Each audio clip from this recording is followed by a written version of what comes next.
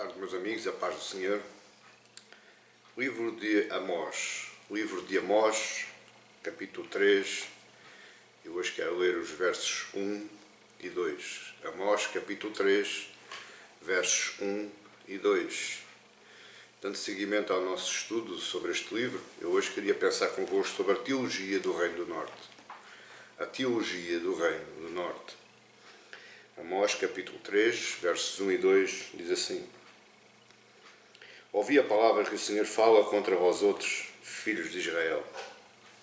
Conta toda a família que ele fez subir da terra do Egito, dizendo: de todas as famílias da terra, somente a vós outros vos escolhi.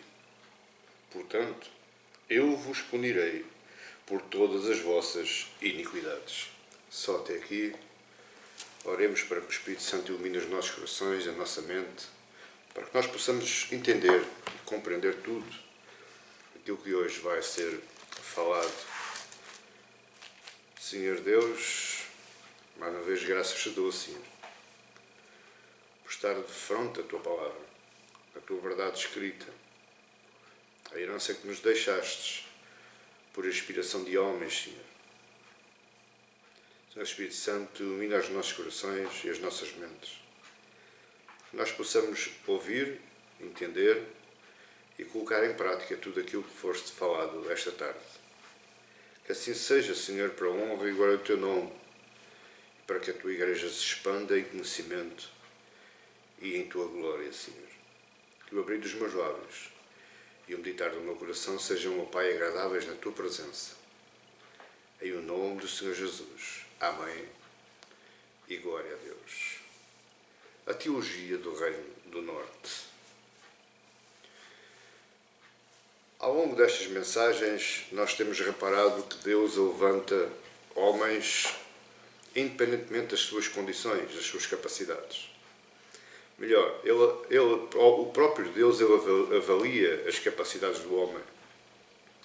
Por exemplo, você pode estar pensando que não tem capacidade alguma e Deus reconhece capacidades em si que sejam aproveitadas para cumprir os seus projetos, os seus planos.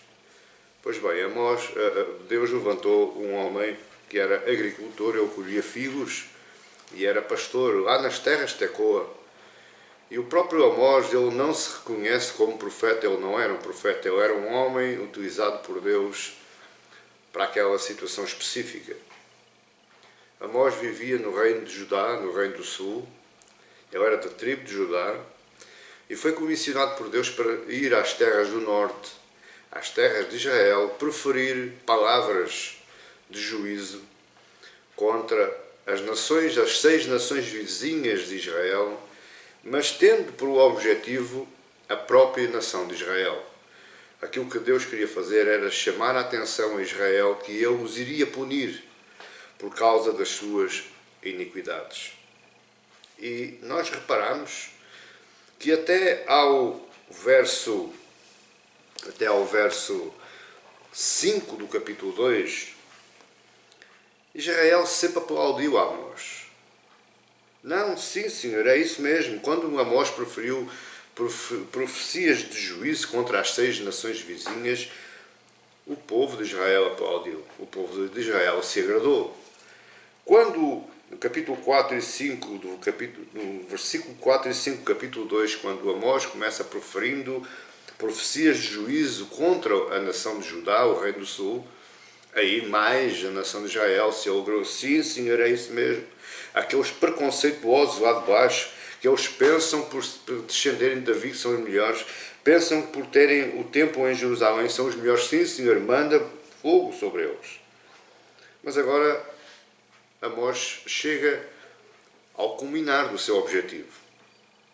Amós, como os teólogos utilizam ou chamam a armadilha de Amós. Amós começou ao contrário. Amós começou chamando a atenção do coração dos israelitas para depois, no final de ser chamada toda a atenção, ele começar o seu objetivo final, a profecia de juízo contra a iniquidade de Israel, que são muitas. E repare que o problema de Israel com Deus não tinha nada a ver com idolatria. Perdão, não tinha nada a ver com humanidade. O problema de Israel com Deus tinha a ver com causas de justiça, com causas de idolatria, com causas de sincretismo. Dizer que Israel tinha 3 cidades que as considerava santas, uma delas Betel, que era considerado o santuário do rei, o santuário do reino. Depois tinha Gilgal, que foi onde foi celebrado a aliança com Deus através da circuncisão. E temos ainda Betesda, que foi onde pensa-se que Abraão teve um encontro com Deus. E estas palavras que nós lemos hoje, estas palavras de profecia, nós pensamos que elas tenham sido provavelmente proferidas em Betel, porque se nós repararmos lá depois no capítulo 7, Amazias, o sacerdote do reino, ele se levanta contra o profeta Amós lá em Betel. Ele diz, não profetizarás mais em Betel. E esta é a última série, é a última de uma série de profecias de juízo. Ele começou com as 6 nações vizinhas, como eu falei. Ele foi até ao povo de Judá e agora está, por último, no seu objetivo, nas terras de Israel. Por causa do limite da paciência de Deus. Porque, para quem não sabe, Deus tem um tempo de paciência. Deus tem um limite de paciência. Graças a Deus e pela misericórdia de Deus, nós somos mais vezes atingidos pelo culminar da paciência de Deus por causa do sangue de Cristo vertido na cruz. Mas se nós formos ver aí, no capítulo 2, verso 6, os israelitas, o povo de Israel, iriam ser tratados da mesma forma que todos os outros. Veja que capítulo 2, verso 6, ele diz, assim diz o Senhor, por 3 transgressões de Israel e por 4. Veja, repare que as profecias contra as nações vizinhas começaram desta forma. Assim diz o Senhor, por 3 transgressões e por 4, não sustarei o castigo, ou seja, não atrasarei, não me compadeço. E tudo isto porque Israel continua prevaricando contra Deus. Se você ver aí o capítulo 2, 6 a 8, Israel prevarica contra Deus, apesar de ter recebido todos os favores de Deus. Vamos só ler o verso 9, que diz assim, todavia eu destruí diante de Deus o amorreu, cuja altura era como dos cedros, e que era forte como os carvalhos, e destruiu o seu fruto por cima e as suas raízes por baixo. Verso 10, também vos fiz subir da terra do Egito, e 40 anos vos conduzi no deserto, para que possuísseis a terra do amorreu. Verso 11, dentre os vossos filhos suscitei profetas, e dentre os vossos jovens nazireus. Não é isto assim, filho de Israel? Diz o Senhor. Israel tinha tido o usufruto de todos os favores de Deus. Deus lutou contra os amorreus, Deus deu-lhes a terra prometida, Deus deu-lhes profetas para os aconselharem, para os conduzirem num caminho de santidade. Deus deu-lhes homens para o serviço divino, para o serviço do templo, que foram os nazireus, mas mesmo assim Israel não quis saber. Israel desconsiderou por completo todos os decretos de Deus. Ainda no capítulo 2, verso 12 diz, mas vós aos nazireus destes a beber vinho, e aos profetas ordenastes, não profetizeis. Então, face de tudo isto, o anúncio do profeta Amós é sobre todas estas desconsiderações que o reino do norte preferiu e fez contra Deus. E aí o profeta Amós profetiza um duro castigo da parte de Deus sobre Israel. Eu não estou fugindo do tema, a teologia do Reino do Norte, porque é interessante nós vermos os favores de Deus, a desconsideração do povo e depois o que resta no final. No verso 13 do capítulo 2 diz: Eis que farei oscilar a terra debaixo de vós, como oscila um carro carregado de feixe. Deus está dizendo ao povo de Israel: por causa disto, vocês não atenderam aos meus favores, vocês não analisaram tudo aquilo que eu fiz por favor a vós, retirando a terra do Egito, vos ajudando, vos alimentando, vos vestindo por 40 anos no deserto, vos fazendo subir a uma terra que manava leite e mel, vocês desconsideraram. Então eu vou fazer como que uma carroça carregada faz à terra quando passa. Vocês vão ranger como uma carroça range. Vocês vão oscilar como uma carroça oscila. E aqui a mensagem de Amós provoca ou soa no meio do povo como algo muito estranho. O povo diz: não, Amós, tu estás enganado. Nós somos de Deus, nós somos povo escolhido de Deus, nós somos os prediletos de Deus. Deus nos escolheu de todas as famílias da terra, nos escolheu dentre todos os povos. Isso que tu já estás aí pregando, isso não corresponde à realidade. E mais, isto fazia engrandecer a consciência e a convicção dos israelitas quanto a isto, porque vários profetas proferiram profecias de juízo contra Israel e nada tinha acontecido. E era, mais uma vez, Amós, um homem da terra de Judá, que saiu lá da sua casa, andou aquelas centenas de quilómetros para ir falar algo que eles já tinham ouvido, mas que pelo passar do tempo não tinha acontecido nada. E então eles pensavam: não, é mais um que nos vem aborrecer com estas coisas. Porquê? Isto não pode ser possível, porque nós somos um povo especial para Deus. E onde é que era a base dessa convicção do povo? Por causa das promessas feitas a Abraão.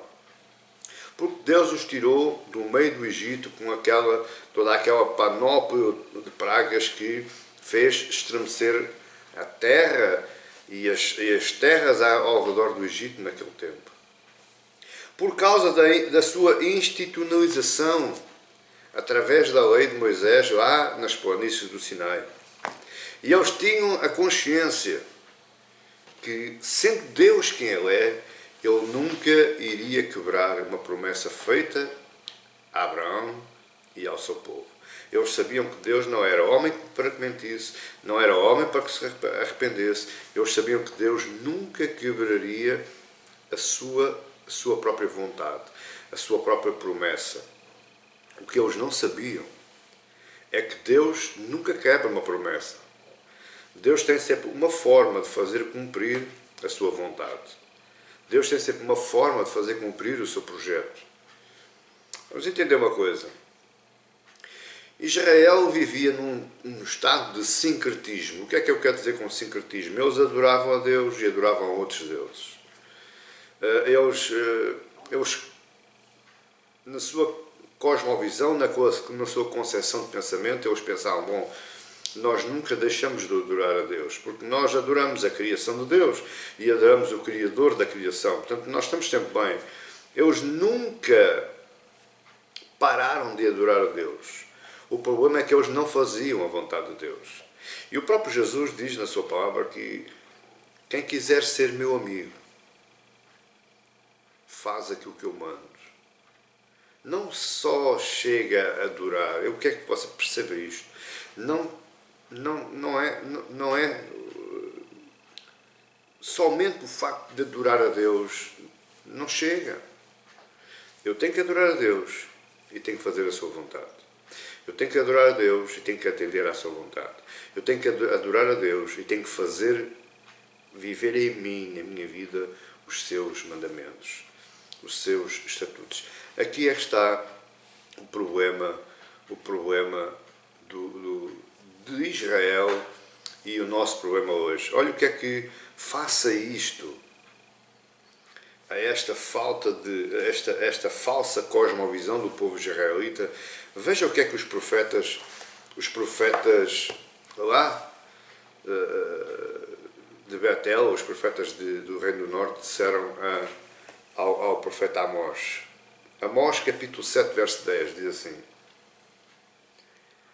Amós está falando, Amós está profetizando juízo sobre Israel, e então se levanta Amazias, o sacerdote de Betel, e mandou dizer a Jeroboão, rei de Israel: Amós tem conspirado contra ti, no meio da casa de Israel. A terra não pode sofrer todas as suas palavras. Porque assim diz Amós: Jeroboão morrerá à espada, e Israel certamente será levado para fora da sua terra em cativeiro. Verso 12. Então Amazias disse a Amós: Vai-te, ó vidente, foge para a terra de Judá, e ali come o teu pão, e ali profetiza. Mas em Betel, daqui por diante, já não profetizarás, porque é o santuário do rei e o templo do reino. Esta era a teologia do Reino do Norte. Eles não aceitavam que um profeta, embora fosse enviado de Deus, fosse desconstruir toda a ideia que eles tinham construído até então. Eles eram um povo especial, então nada se passava. Eles eram um povo especial, nada se podia chegar. E nós hoje?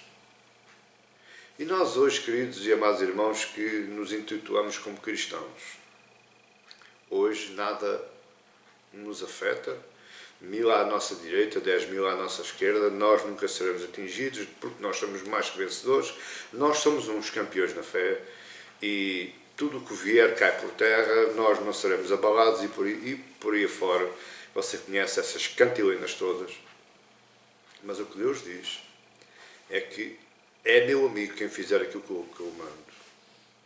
É meu amigo quem fizer aquilo que eu ordeno. Não aquilo que ele pensa que está bem, mas aquilo que eu mando, aquilo que eu ordeno.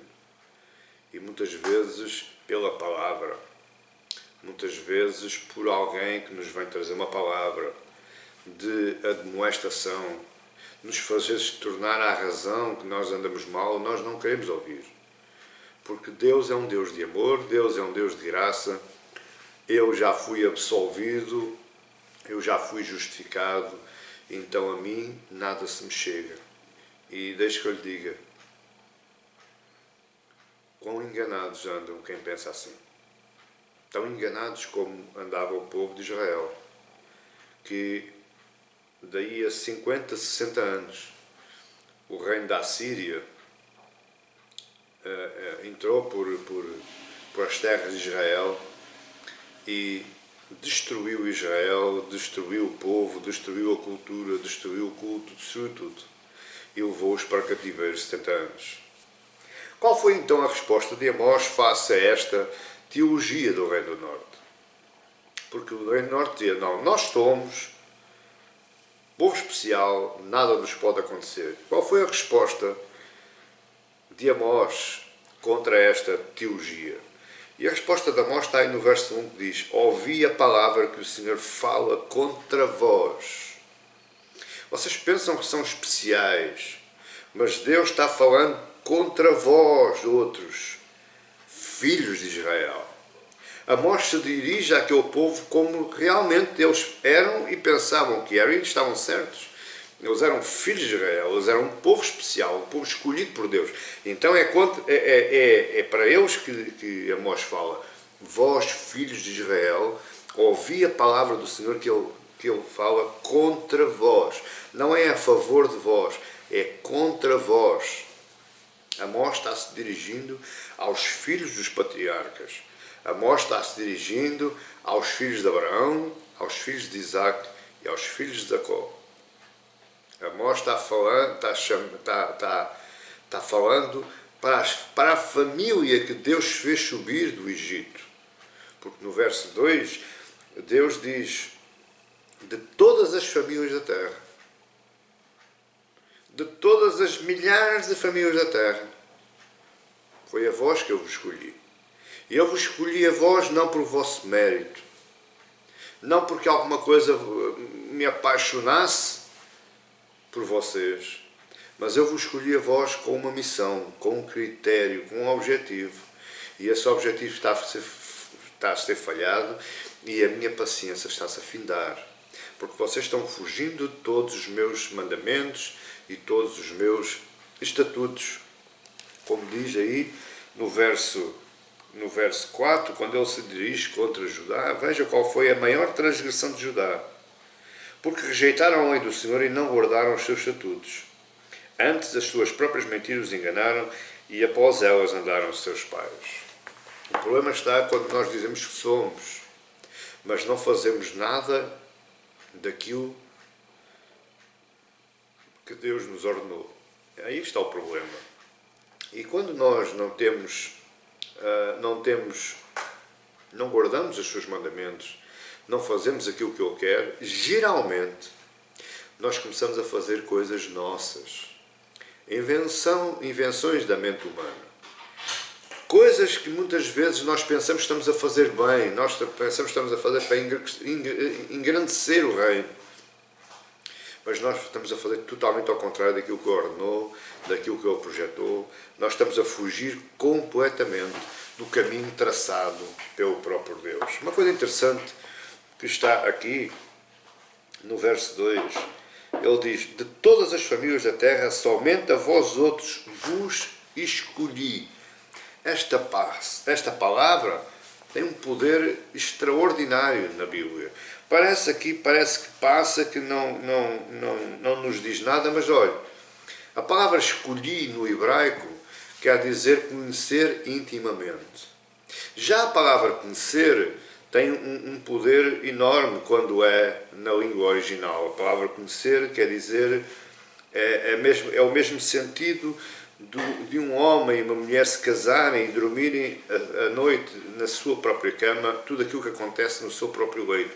Eles se conhecem. Diz lá a palavra em Mateus que José conheceu a Maria. José não conheceu a Maria. Desse José não conhecer a Maria não quer dizer que não soubesse quem ela era. Aqui o que está a falar no termo mais íntimo de um casal, mais íntimo entre um homem e uma mulher casada.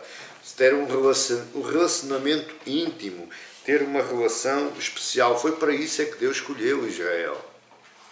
Foi para isso que Deus escolheu aquele povo, foi para serem íntimos.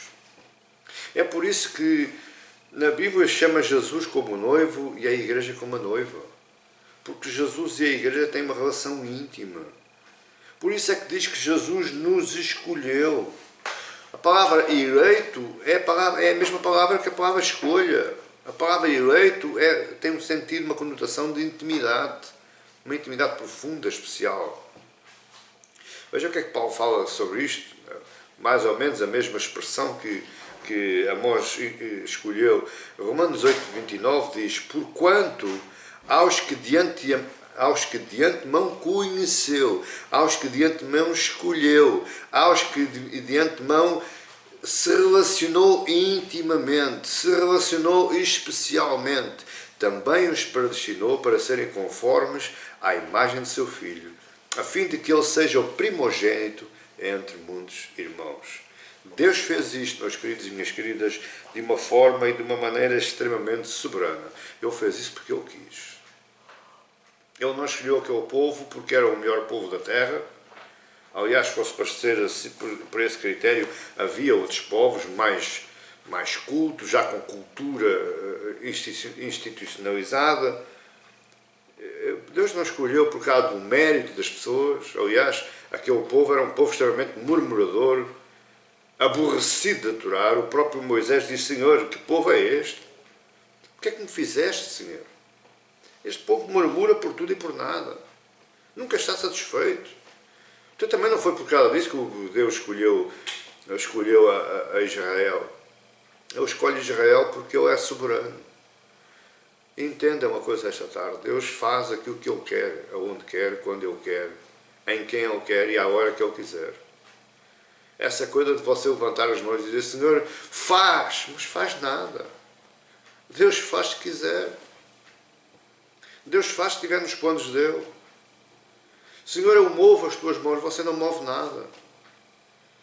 Nunca eu vi, com tantos anos que eu tenho de vida, nunca eu vi um machado mandar no lenhador. Nunca eu vi um martelo dar ordens ao carpinteiro. Porque Ele é soberano. Ele é um rei, o Deus soberano. Deuteronômio 7,7 diz: olhem palavras de Moisés, não vos teve o Senhor afeição, nem vos escolheu porque fosseis mais numerosos do que qualquer povo, porque erais o menor de todos os povos. Veja, a soberania de Deus é tanta que não foi por causa do número de povo. Israel era o menor, na final de contas era só Abraão e Sara. Não havia mais ninguém.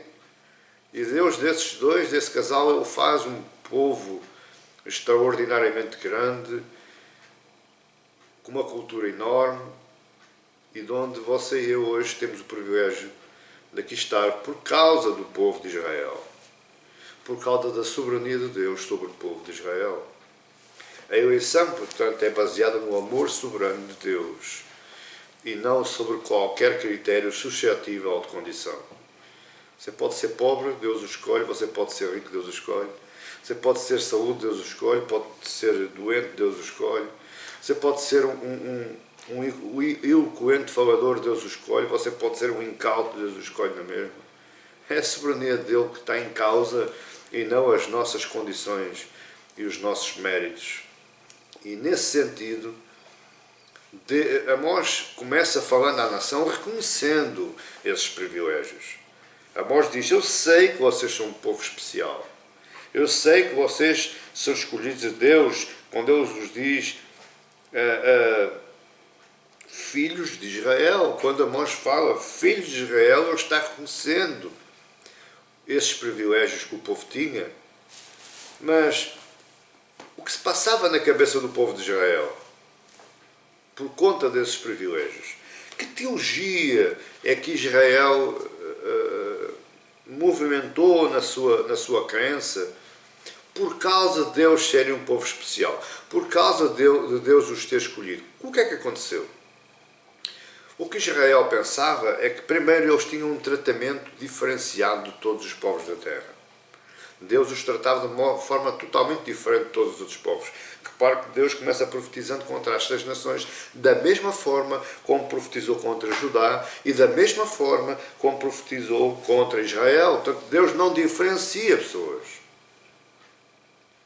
Segundo, que Israel pensava que por ser um povo escolhido, que tinha de Deus favores especiais.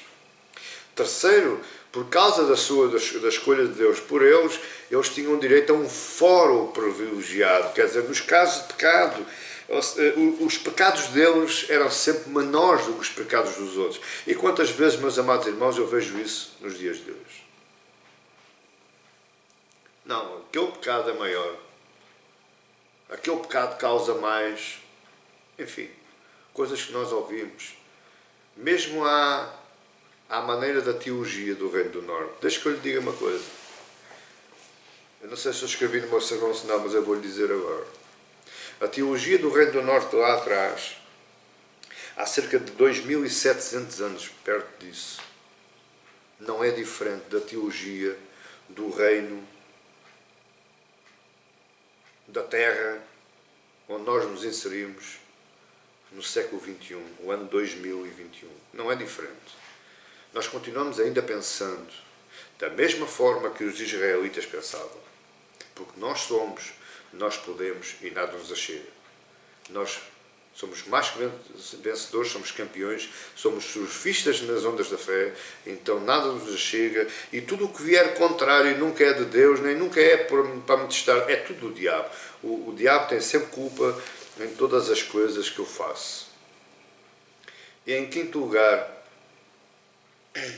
o povo baseava a sua maneira de viver porque eles pensavam, porque eles eram escolhidos, eles tinham a proteção e vitória sobre todos os outros povos. Nada, é lá o que eu lhes estou a dizer, 1000 à minha direita, 10.000 à minha esquerda, nada me chega, porque eu sou escolhido de Deus. Deus me ama, Deus é gracioso, Deus deu o seu Filho por mim, então nada me pode chegar. E quem pensa assim, meu querido, nunca leu a Bíblia. Quem pensa assim, nunca olhou bem para as palavras da Bíblia que você tem. Nunca ouviu bem as pregações, porque Israel esqueceu totalmente as consequências principais da eleição. Você pergunta-me assim, pastor, existe consequências? Existe. Porque você foi escolhido por Cristo. Porque Cristo escolheu e morreu por si e aceitou no seu reino, existe uma consequência. Existe uma regra que você vai ter que cumprir todos os dias da sua vida. Se você errar, se arrependa, peça perdão a Deus, mas a regra continua. Com perdão ou sem perdão. E aqui eu vou falar um pouco sobre a teologia da prosperidade. Porque para aqueles que pensam que são campeões na fé, que nada se lhes chega, Deuteronômio 28 só tem uma parte. É até o verso 15. Deuteronômio 28, 1 ao 15, é para nós. Mas esquecem-se que o capítulo de Deuteronômio não acaba aí. O capítulo continua desde o verso 16 até lá aos 60 e tal. Veja, perdão, que a parte da promessa, a parte da bênção, só tem 14 capítulos.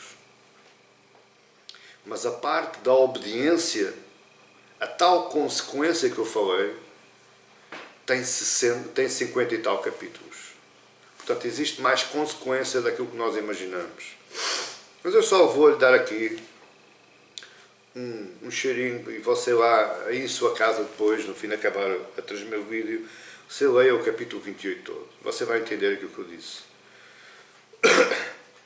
Deuteronômio 28, 1 diz assim, se, começa sempre com se atentamente ouvires a voz do Senhor teu Deus, tendo cuidado de guardar todos os seus mandamentos que hoje te ordeno, se tiveres cuidado de ouvir atentamente as vozes de Deus e guardar os seus mandamentos, ou seja, cumprir os seus mandamentos, tentar cumprir, se errar, se arrependa, mas continue, o Senhor teu Deus te exaltará sobre todas as nações da terra. Veja, olha a consequência.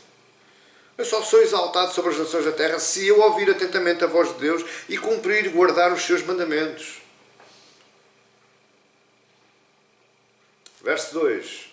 Se ouvires a voz, veja novamente, se ouvires a voz do Senhor teu Deus, então aí virão sobre ti e te alcançarão todas estas bênçãos. E depois tem uma relação de bênçãos, que vai acabar no verso 15, diz assim, é a última das bênçãos. Será, pois, que se não deres, no verso 15, no 14, agora no verso 15 começa a confusão.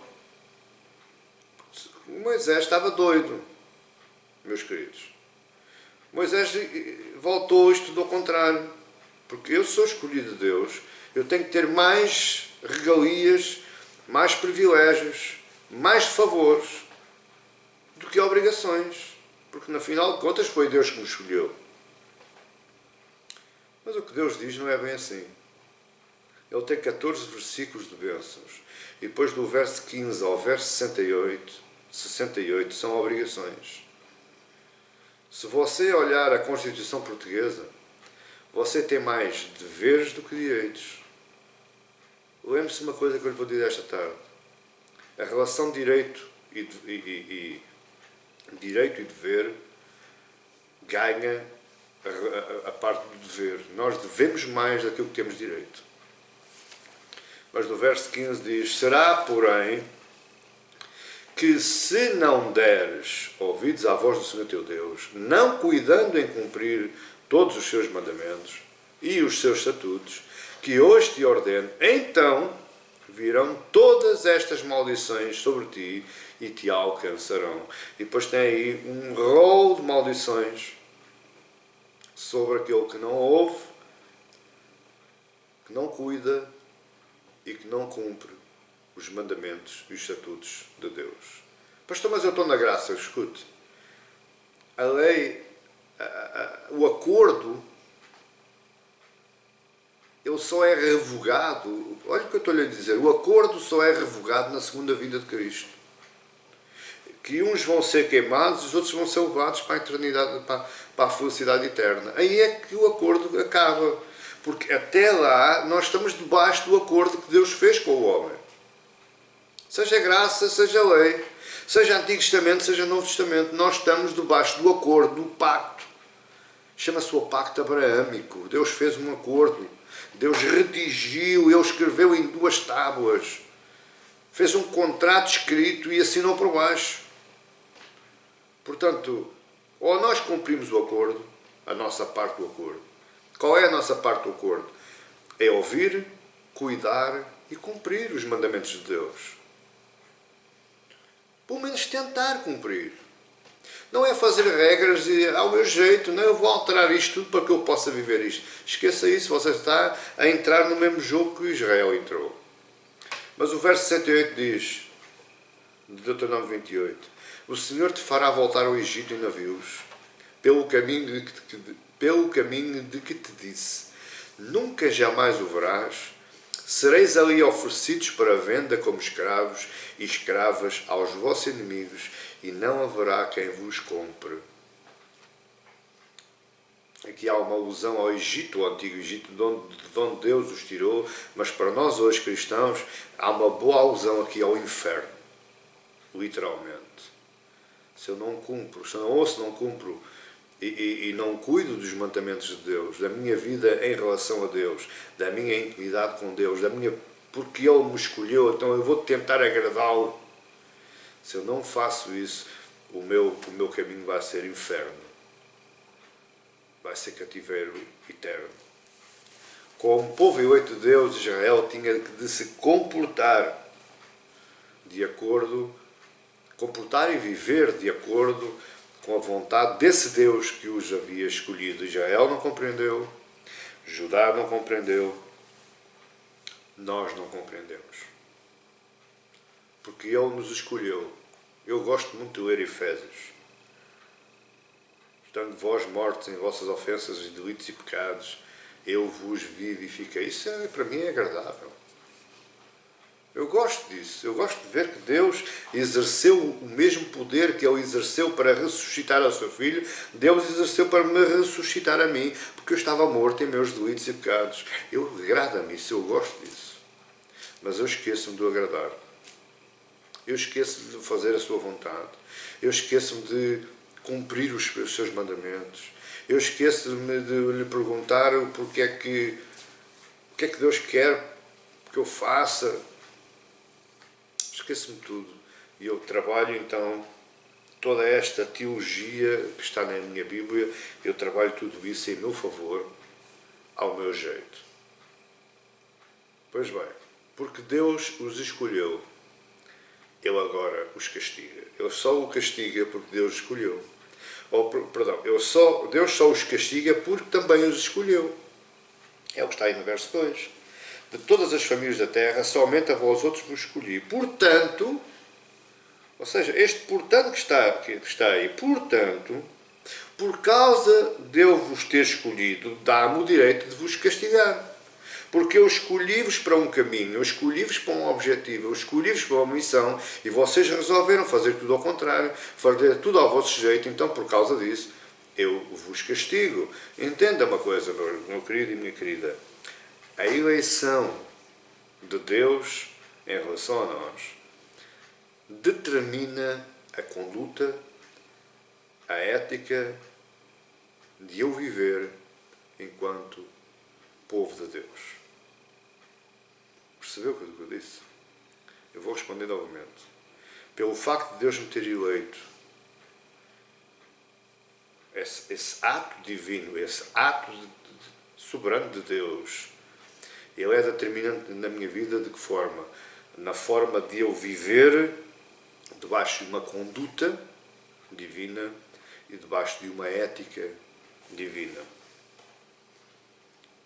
Novamente, Deuteronômio 7. O livro de Deuteronômio é muito rico para nós entendermos isto. Deuteronômio 7, verso 8 diz: mas porque o Senhor vos amava, e para guardar o juramento que fizera a vossos pais, o Senhor vos tirou com a mão poderosa e vos resgatou da casa da servidão, do poder de Faraó, rei do Egito. Saberás, pois, que o Senhor teu Deus é Deus, o Deus fiel, que guarda a aliança e a misericórdia até 1000 gerações aos que o amam e cumprem os seus mandamentos. e dá o pago diretamente aos que o odeiam, fazendo-os perecer. Não será demorado para com o que odeia, prontamente lhe retribuirá. Guarda, pois, os mandamentos e os estatutos e os juízos que hoje te mando cumprir. Ele é fiel, ele guarda a aliança, ele tem misericórdia por 1000 gerações, ou seja, é até ao final, até quando terminar, até à vinda de Cristo. Ele tem misericórdia aos que o amam e cumprem os seus mandamentos, mas também tem juízo sobre todos aqueles que o odeiam. Se a palavra odeia aqui não quer dizer que eu tenha raiva de Deus, mas que eu não faça aquilo que ele manda. Que eu não faça aquilo que ele me determina.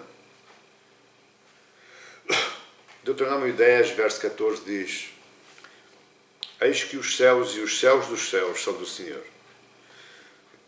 O Senhor teu Deus, a terra e tudo o que nela há. Então somente o Senhor se afeiçoou a teus pais para os amar. A vós outros, descendentes de Deus, escolheu de todos os povos, como hoje se vê. Circuncidai, pois, o vosso coração e não endureçais a vossa cerviz. Desde que eu lhe confidencie uma coisa. Eu venho muito tempo para entender este verso 16. Porque a circuncisão era um sinal público. Era declarado publicamente, assim como o nosso batismo nas águas hoje é um sinal público. É uma prova pública, é uma prova que eu dou perante o mundo inteiro que eu sou cristão. A circuncisão era corte da pele do prepúcio, do prepúcio, do pênis do bebê, da criancinha com 7 dias, e era um sinal público da consagração dos pais a Deus através da entrega daquela criança nas mãos de Deus. Não poderia ser judeu, não poderia ser povo de Deus quem não fosse circuncidado. Agora, como é que eu vou circuncidar o meu coração? Como é que eu vou amolecer a minha cerviz? Através da minha submissão, da minha humildade aos mandamentos e ao cumprimento de tudo aquilo que Deus manda. Aí eu circuncido o meu coração. Eu retiro todas as peles que não me fazem falta. Eu amoleço o meu coração. Eu amoleço a minha vontade. Cerviz aqui é vontade. É, como dizem lá na minha terra, homem que é esmurro, homem que só faz aquilo que quer. Esse é um duro de cerviz. Então nós devemos estar ouvintes, atentos e cumpridores àquilo que Deus diz. A graça da eleição, a graça da predestinação traz uma responsabilidade sobre os meus atos. Compreenda uma coisa, se você ler, não estou certo, mas acho que é em Levítico, a palavra diz que o povo carregava o nome de Deus. Se nós formos ver a passagem da prostituta Raab, ela falou aos 2 espias e dizendo: eu sei quem é, que vocês são o povo do Deus de Israel. O povo carregava o nome de Deus. Eles eram o povo do Deus de Israel. Eles eram o povo do Deus dos céus. O povo do Deus cruel que matava os amorreus, os amonitas, os jebuseus e por aí fora. Portanto, o povo carregava o nome de Deus.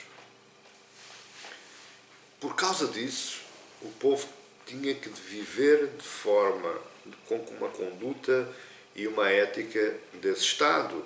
Se é um povo que carrega o nome de Deus, então eu tenho que viver da forma como Deus quer que eles vivam. E não da forma como eles querem viver. Como eles acham que devem viver. Quantas vezes eu já ouvi, eu acho que isso não é bem assim. Eu acho que desta forma é mais fácil. O nosso acho é o que nos endurece o nosso coração. O nosso acho é o que nos endurece a nossa cerviz. Pois bem, meus queridos e minhas queridas, esta foi a teologia que Amós encontrou no seio do povo de Israel. O que é que nós podemos aprender?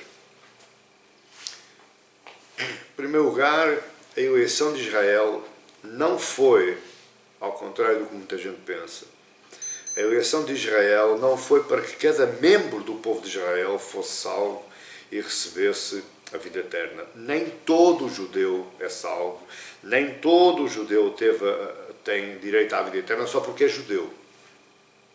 Só porque Deus o escolheu. Nós vimos já em Deuteronômio, se fizeres, se não fizeres, acontece. Portanto, nem todo judeu é salvo, nem todo judeu tem direito à vida eterna. Israel foi escolhido e o povo não entendeu. Israel foi escolhido para cumprir no mundo uma missão. E você hoje foi escolhido, eleito, predestinado, justificado, para cumprir no mundo uma missão. Você não está aqui para usufruir, para comer o melhor desta terra. Quantas vezes, meu querido e minha querida, você vai comer o pior desta terra? Você vai comer aquilo mais amargoso que esta terra pode dar. Mas ainda assim cumpra, confie e mantenha os estatutos de Deus na sua vida. A missão do povo era preparar a chegada do Messias, preparar a chegada de Cristo Jesus, aquele que viria se entregar naquela cruz para trazer salvação aos homens. Aí sim, crer em Jesus é sinónimo de salvação, é sinónimo de vida eterna. Em segundo lugar, o que é que nós podemos aprender? Que a eleição implica, a eleição não implica uma liberdade para pecar, a eleição não implica uma liberdade para eu poder viver à minha maneira, a eleição não implica uma liberdade para eu poder pensar à minha maneira. Por isso é que eu estou lhe dizendo muito claramente e confortavelmente naquilo que eu estou falando.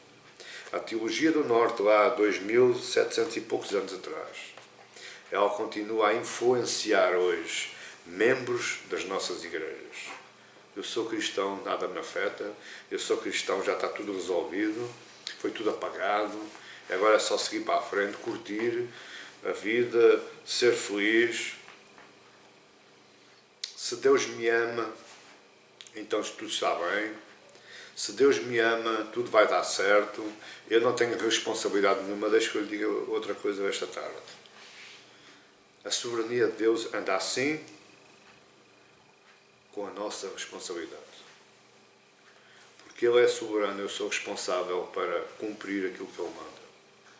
Porque Ele é soberano, eu sou responsável para cumprir tudo aquilo que Ele ordena. O problema é que nós somos duros de coração. E a eleição, o facto de eu compreender a eleição, deveria ser o estímulo para eu viver de forma santa neste mundo. Porque Deus me escolheu, eu vou tentar viver uma vida de santidade neste mundo. Santidade não é você ser aquele homenzinho de auréola na cabeça. Não, santidade é você viver de uma forma de acordo ao que Ele manda. Olhe o que é que Ele manda, olhe quais são os decretos e viva. Se quer que eu lhe diga que não é assim tão difícil viver uma vida santa? Viver uma vida santa quer dizer uma vida separada. O pior é que eu quero viver com um pé na igreja e o outro no mundo. O pior é que eu quero viver com um pé na lei de Deus e um pé na minha lei. Eu não me separei totalmente. Não me consagrei totalmente. Em quarto lugar, o que é que nós podemos aprender com esta passagem? Que Deus pune e castiga os seus eleitos. Eu vou repetir. Deus pune e castiga os seus eleitos quando ocorre um desvio a essa eleição. Perceba que Deus não revia. O que Ele diz aí, por 3 transgressões e 4 não sustarei. A palavra sustarei quer dizer não alivio, não torne mais manso, não torne mais meigo. Ele não alivia os seus decretos e estatutos em prol da minha vida. Como se eu merecesse um prémio porque me tornei cristão. Não. Deus vai dizer, tu te tornaste cristão, então eu vou tornar a tua vida mais fácil. Nada disso. Nada disso. A nossa vida vai ser sempre vivendo. Nós vamos vivê-la sempre da mesma forma. mas agora com outro tipo de consciência, com uma outra razão para viver. Nós somos filhos do Altíssimo. Somos escolhidos pelo Rei dos céus, pelo Deus dos céus, o Rei dos reis, o Senhor dos senhores. A mesma coisa a Bíblia nos ensina em relação a todo o povo de Deus, de todo o lugar, de toda a nação, toda a língua, toda a época, toda a era, todo o ano, o passado, o presente e o futuro. Todos nós agora estamos debaixo de uma responsabilidade espiritual. A eleição, em quinto lugar, a eleição não anula a responsabilidade do homem. Porque eu fui escolhido, agora posso fazer aquilo que quero. Não. Porque eu fui escolhido, agora tenho uma responsabilidade. Porque eu fui escolhido, foi-me colocado um nome em cima de mim e eu agora carrego esse nome. Acho que eu lhe digo, em Efésios 1,13 diz: porque ouviste, creste, por isso foste selados. O escravo na época do Médio Oriente era tatuado um selo no seu ombro para que todo o mundo onde ele passasse sabia quem é que aquele escravo pertencia. Porque ouvi, criei, fui selado. Agora em mim está tatuado uma marca, um selo, o selo de Deus, a marca de Deus. Todo o mundo espiritual sabe a quem é que eu pertenço. Mas como é que eu provo a todo o mundo físico, material? É pela forma como eu me comporto. Pela forma como eu não me desvio, ou tento não me desviar, ou tenho essa responsabilidade de não me desviar dos decretos e estatutos soberanos de Deus.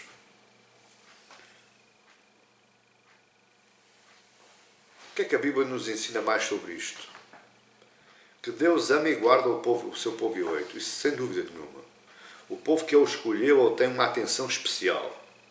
Ele ama e guarda. Muitas vezes o castigo vem como uma disciplina construtiva, se assim posso dizer. Ele leva-nos ao deserto para nos ensinar. Mas Deus ama e guarda o seu povo eleito. Mas paralelamente, isto é o que a Bíblia nos ensina em várias passagens, paralelamente não me isenta da responsabilidade de cumprir tudo o que por Deus foi estipulado. Por outras palavras, Deus ama e guarda o seu escolhido, mas eu sou responsável para cumprir tudo aquilo que Ele quer. Não há separação, as coisas andam coladinhas uma à outra. Você conhece o palmier? Tem duas faces, tem lá creme lá dentro. Pois bem, a soberania de Deus é o palmier que Ele faz entre Ele e mim. Se você separar uma parte, já não é palmier, é um bolo qualquer. Mas o palmier tem duas faces. Assim é a responsabilidade humana e a soberania divina de Deus. É importante que você saiba que a soberania de Deus, novamente, para que você assimile isso no seu coração, a soberania de Deus e a responsabilidade humana andam juntas. São inseparáveis. Se por alguma razão elas se separarem, quer dizer que você está perdido. Porque a palavra de Deus diz: quando não aceitas aquilo que eu quero, quando não fazes aquilo que eu quero, eu te deixo às tuas paixões. Deus entrega os teimosos, os de dura cerviz, às suas paixões. Deixam de ter responsabilidade perante Deus. Porquê? Porque Deus já não quer saber deles. O seu destino é o inferno. Então é agradável eu ter responsabilidade. Eu, ao ter responsabilidade, Deus vai me chamar à responsabilidade, quer dizer que Ele me ama e que Ele me guarda, que eu faço parte. Porque o amor dele é grande. E por o amor dele ser grande, essas duas partes nunca podem ser separadas. Custa entender isso. Custa ser responsável perante Deus. Se este é o ponto que nós aprendemos com estas palavras de amor, é que por Ele me ter escolhido, por causa de eu me ter eleito, não me garante que me fórum privilegiado. Ou seja, os meus pecados não são mais pequenos. Os meus pecados não são mais ténues. São pecados na mesma. São graves na mesma. Mas há uma separação entre mim, que fui escolhido, e aquele que não foi escolhido. É como está lá em 1 João 1, do capítulo 1, que Ele é fiel e justo, e misericordioso, e galardoador de perdão para aqueles que o buscam. Por outras palavras, porque eu fui eleito, eu tenho acesso à presença de Deus em arrependimento, para me arrepender da minha falha, e eu sei de antemão que Ele é misericordioso para me perdoar. Assim eu seja audacioso, corajoso para lhe pedir perdão. Deus elege um povo para Cristo, em Cristo e para Cristo. Portanto, Deus não elegeu um povo para se esquecer dos seus pecados. Deus não pensou assim, bom, vou escolher aquele povo e aquilo que aquele povo fizer, para mim já não é pecado. Não, é sempre pecado. Aliás, eleitos ou não, nós temos pecado. Basta dizer que Paulo já dizia, o bem que eu quero fazer não o faço, mas o mal que eu não quero, esse o faço. Porquê? Porque o pecado habita em mim, o pecado mora em mim. Ele só se vai desaparecer de mim quando eu subir aos céus, quando eu morrer, no meu último dia de vida, quando eu me tornar só alma e espírito, e depois mais tarde, quando Cristo vier, e receber um novo corpo restaurado, regenerado, renovado. Aí sim é que eu nunca mais peco, o pecado nunca mais me alcança, mas até lá. Mesmo eleitos, nós somos pecadores. Mas Deus elegeu um povo não para se esquecer dos seus pecados, mas para que esse povo não fosse destruído eternamente pelas consequências dos seus pecados. E isso só é possível porque Cristo suportou a cruz em meu lugar. Cristo foi crucificado no lugar onde eu deveria ser crucificado. E por isso que foi Cristo, não fui eu, Deus me elegeu para me dar uma oportunidade de, pelo meu arrependimento, eu alcançar o crédito da cruz, a justiça da cruz. Agora, Deus me pune hoje, eleito, não como juízo, mas como disciplina. Não percebi, pastor? Se você é pai, se você é mãe, você castiga o seu filho porque o odeia ou porque o ama? Eu amo o meu filho, mas você continua a castigá-lo. Porquê? Porque você o ama, disciplina-o, para lhe dar uma nova conduta, para lhe dar um novo sentido de vida, para o levar ao caminho que por você foi estipulado como um caminho bom. Então é isso que Deus faz connosco. Deus nos disciplina, muitas vezes com muita dureza. Não havia necessidade de Deus muitas vezes tanta dureza, mas é verdade. Às vezes tem que ser mesmo assim, com grandes abanões, mas para nos levar a um caminho que foi por Ele mesmo estipulado, que eu vivesse e que eu me conduzisse,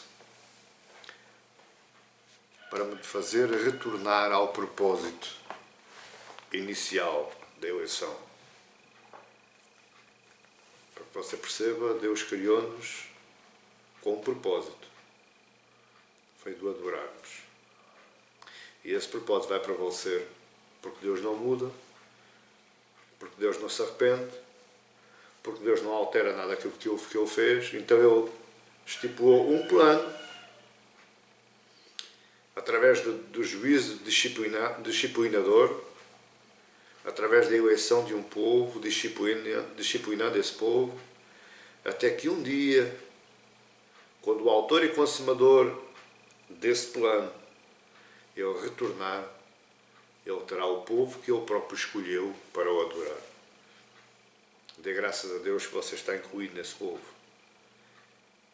Está passando na forja, está passando no fogo, está doendo, está a ser difícil, mas dê graças a Deus que um dia isto tudo vai terminar e você estará no lugar que Deus planeou que você estivesse, na sala do trono, adorando e louvando. Deus me ungiu, meu querido, para que eu fosse salvo da condenação eterna. Mas isso só é possível porque alguém ocupou o meu lugar na cadeira do juízo. Cristo Jesus. Ele se sentou na minha cadeira elétrica. E ele, sobre o seu corpo, recebeu a minha condenação. Por isso, meu amado e minha amada, meu querido e minha querida que me escuta hoje,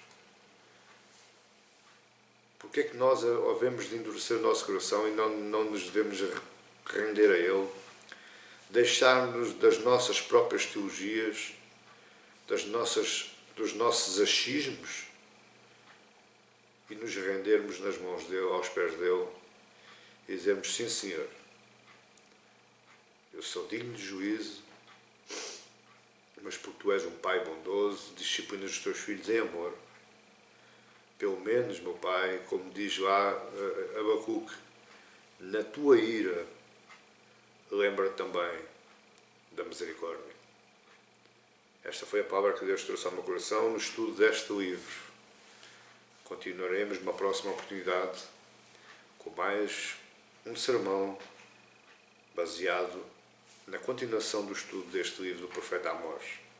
Convicto e certo que iremos aprender muito e iremos crescer, todos juntos, unidos no mesmo Espírito, na mesma fé e adorando ao mesmo Senhor. Amém. Que Deus os abençoe em nome de Jesus.